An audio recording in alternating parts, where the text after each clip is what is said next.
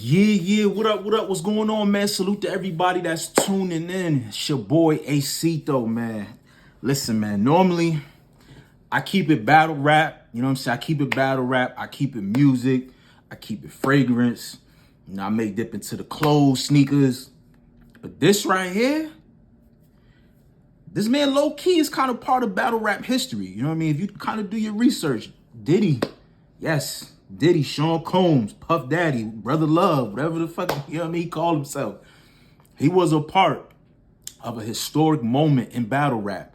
T-Rex versus Averb. You know what I'm saying? Diddy was in the stands with Q-Tip, Busta Rhymes. It's on YouTube. Y'all can look it up. Diddy puts $10,000 to the winner of this battle. He does this in the middle of the battle. It changes the whole trajectory of the whole entire battle. Like crazy. It was a crazy moment. You know what I'm saying? But I ain't gonna hold you, man. Between the Tupac situation with Keefe D, you know, there's clips going around of Keefe D pretty much like begging Puff, you know, to help him out, throw him a bone, you know what I'm saying? And now this dude done got arrested, jammed up for the killing of Tupac Shakur. You know, he's got a public defender. I mean, this is how bad it looks for this dude. Like, he literally has a public defender. And there's a lot of rumors saying that, you know, he's going to cooperate with the police and put Diddy under the bus. Like, I don't know. You know, it's been like years of rumors that Puff allegedly, you know, paid Compton Crips, you know what I'm saying, to get at Tupac. But that's a whole nother debacle itself. But this news right here, oh my God, man. So shout out to Cassie, first and foremost, you know, Connecticut representative. She filed, you know, a lawsuit against Puff, man. The news just broke today. You know, I was trying to dissect everything and really, you know, read and make sure I wasn't tripping, but this is all over the news, man. I mean, every single publication has picked up this story. Things could have not got any worse. You know, Puff just lost a Ciroc deal where I guess he left Ciroc due to racial issues. So he's no longer repping Ciroc. He's repping some new vodka I ain't gonna get into that. But this right here is some serious shit. This is some serious shit, man. He's being accused of rape and years of abuse, decades of abuse. You know what I mean? She's basically suing this man for, I believe, for $30 million, a $30 million lawsuit. Like, this shit is crazy. Like, I'm going to get into just a little bit, you know, of what I've read from the statement from her lawyer. But, you know, New York Times, it says a suit filed in the federal district court in Manhattan, Cassie, whose real name is Cassandra Ventura, who has had a long romantic partner, Mr. Combs, says that not long after she met him in 2005, when she was 19, dog, she met this nigga when she was 19. I mean, she's legal, but damn, Puff, you an old nigga, bruh. He began a pattern of control and abuse that including implying her with drugs, beating her, and forcing her to have sex with male prostitutes while he filmed the encounters. Oh my God, bruh. This is nasty work. Nasty work. 2018, the suit says near the end of their relationship, Combs forced his way into her home and raped her. Oh, this shit is bad, bro. After years in silence and darkness, Ventura said in a statement, "I am finally ready to tell my story and speak up on behalf of myself and for the benefit of other women who face violence and abuse in their relationship."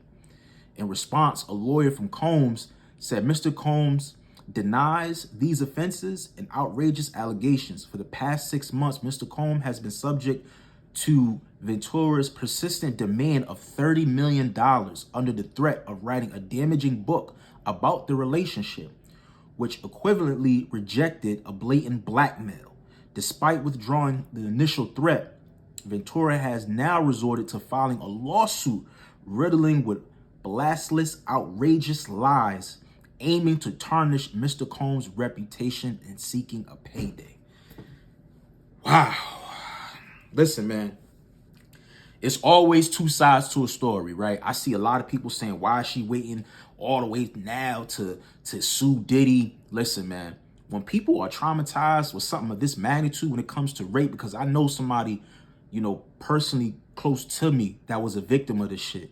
And sometimes, you know, it's just not the right time for them to come out and tell their story. You know, there's a lot of, you gotta think a lot of psychological shit that goes on in somebody's head that experiences some shit like this.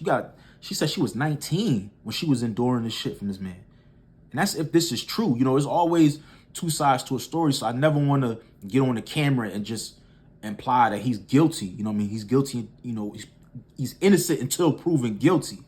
But this shit does not look good. I mean, now his lawyers is pretty much saying that she kind of tried to blackmail the nigga pretty much like, yo, I need 30 million or I'm gonna write this book or else, you know? And he pretty much was like, yo, I'm not giving you nothing, you know what I mean? And there's a lot of people that were close to Puff, chefs, security guards that have stories and stuff about Puff. You know, one of the guys that was signed to Puff, I forgot his name, but he was on Bad Boys for Life. Mark Curry. He also has a book, and he talks about his experience with Puff, you know, during back in the days and certain things that he saw. So I don't know, man. This is not a good look, man. You know, the woman's moved on. She's married. She has a family, you know, and clearly there's something that transpired to trigger this behavior for her to want to go ahead and follow this lawsuit. You know, who knows? She could have been gathering up enough information and evidence to come at this man with, because this shit gets crazy, bro. Like, she has testimonies from I saw Kid Cudi, you know what I'm saying? Like a whole bunch of crazy stuff, man. I also saw that the J. Cole, y'all remember when J. Cole and Diddy got into the fight in Miami? That popped back up. You know what I'm saying? Now, this is all pretty much in a report from Complex that I guess was in the actual lawsuit. It reads that she was at a table with Rihanna next to Hov and Beyonce watching Drake, rap All of Me live, with Cole getting thrown out for fighting Diddy. Now, multiple sources familiar to the situation told Complex and went down like this. Now, this could have been like an old article, you know what I mean, that kind of just resurfaced, that people are kind of just getting people familiar with the story. Now, they're saying that Diddy was visibly intoxicated. He tried to confront Kendrick over the King of New York control freestyle. Diddy allegedly poured a drink on Kendrick and J. Cole intervened. The two started arguing and Cole allegedly put his hands on Diddy, which led to problems between the respective crews. After a brief scuffle, both crews separated. Now, according to Diddy, was simply furious. J. Cole had gotten so close to Cassie, and J. Cole didn't back down. He didn't back down from Diddy's verbal threats. A source witnessed the drama go down at the rooftop lounge at Dream downtown. I believe this happened in Miami. J. Cole was saying inappropriate things to Sean Combs and his girlfriend Cassie. Sean immediately pounced and some pushing and shoving happened. No punches were thrown, but it was visibly disturbance. A few bottles slashed to the floor. Some partygoers were knocked over, falling on top of, I don't know who this woman is. Somebody from the Mob Wives. I don't know, man. It's just crazy, man. Like, she's including, you know, the instant with J. Cole and Diddy in the lawsuit. You know, I saw about a story about her and Kid Cudi, about Diddy threatening to blow up Kid Cudi's car. It's just bad, bro. It's not a good look, man. It's not a good look. You know, I don't know. For me, it's just so many ways I could look at this, man. It's just always been a certain pattern when it came to Puff of just weird things that have transpired within his camp, you know, and I don't know, man. It's just not a good look. You know, you got the whole shit going on with Keefe D. Pray to God that you don't get jammed up in that situation because, you know, from reports that I read and, you know, a lot of this shit is alleged, but, you know, if you kind of listen to like those old interviews and you go back and listen to the interviews Keefe D did, you kind of put the pieces together. It's like, bro, shit could get really, it could get really real. it could get really real, man. But I don't know, man. I definitely stand with women that have been a victim of rape, of abuse.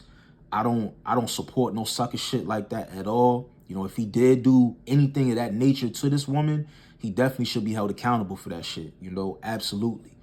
You know what I'm saying? I don't give a fuck how much money you have or what type of status you have. That don't give you the right to manipulate and abuse and rape women and take them advantage of them at that point. You know what I'm saying? And that shit is just not, it's not a good look at all. It's not a good look, man. And, you know, I'm pretty sure that she has a lot of evidence to kind of combat her story here. You know, it's, for me personally, for them not to be together for so long and for this to come about now, for my opinion, I think she kind of was just gathering all her information, gathering all her evidence.